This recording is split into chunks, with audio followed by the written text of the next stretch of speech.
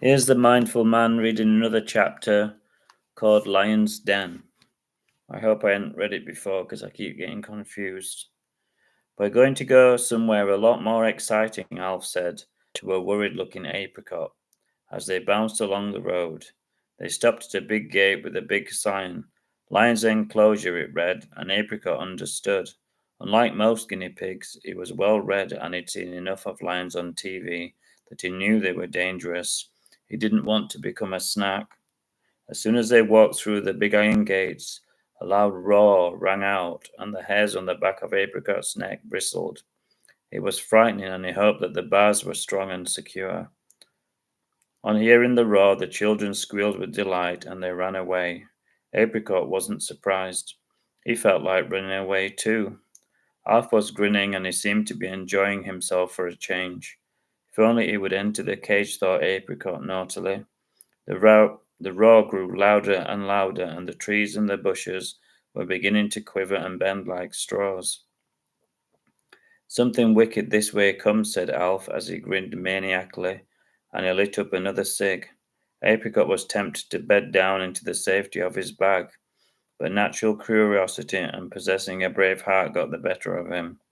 Here she comes, said Alf, covering them once again in thick, ugly smoke. The lion stood before them, huge and terrifying.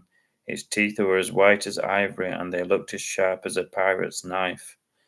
Alf's cig dropped out of his mouth, and it sizzled on the floor, as if in shock. Apricot's eyes grew as large as saucers, but he was no longer afraid. He was fascinated by the colours of the lion. Its golden mane and its wise eyes stared at them, causing poor Apricot to quiver. It was as if the lion could read their minds. Apricot thought impressed but worried. Alf was also impressed, being lion-like himself. She's amazing, a beauty, he shouted loudly, and he puffed on his cig with boy-like excitement. I wish that I could take her home, he said.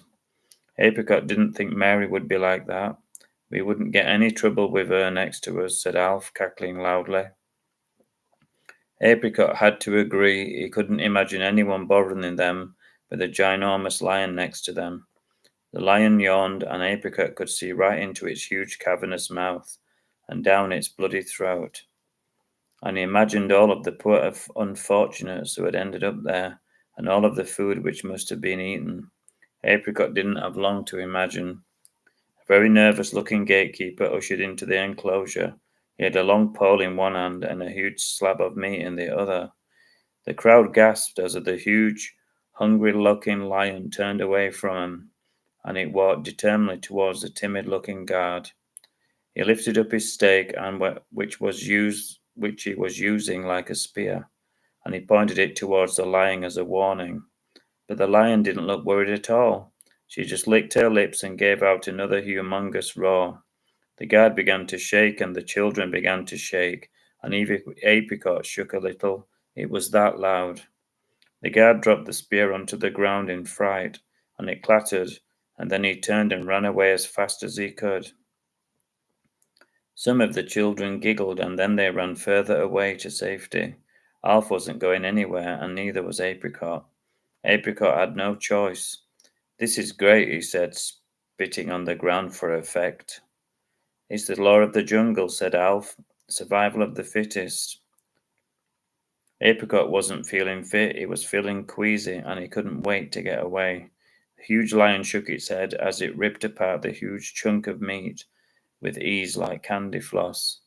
Brilliant, said Alf. I'm starting to like the zoo, he said. Now let's see what else they've got to look at, he said with a rare smile. Apricot was relieved. I may have already read that again. Oh my god.